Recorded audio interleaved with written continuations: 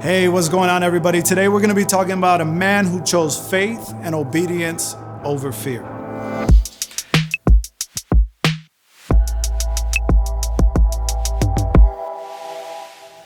Seizing the moments God gives us is essential for the growth of our faith and the growth of His people.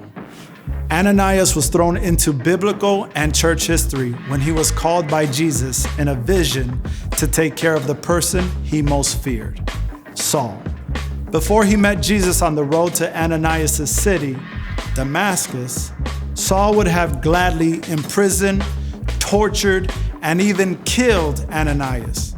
And now Ananias was being called to care for him. He was fearful, and he had expressed this fear to God after receiving his instructions. But the Lord said, "Go." And instead of cowering back in fear, Ananias obeyed. Ananias allowed faith in God's words to triumph over his own human caution. God also calls us to face fear and to respond to Him in faith and obedience. You see, Ananias chose trust over fear.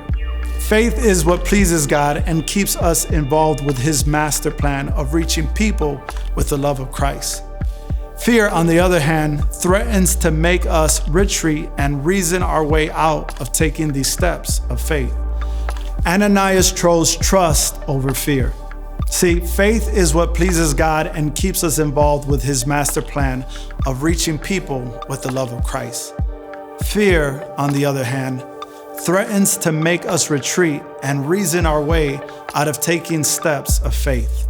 Now, quite often, God asks us to do things that require us to depend on Him, like share the gospel with a difficult family member, give in generosity to the work of the Lord instead of keeping the money for ourselves, or even ask us to serve others above our own agendas.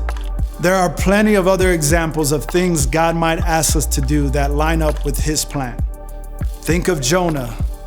Think of Esther. Think of Stephen. The Bible is filled with stories of faith in God that is the opposite of faith in oneself or one's own way. Now, what has God called you to do that has stretched you beyond your comfort? Like Ananias, I encourage you to choose trust over fear.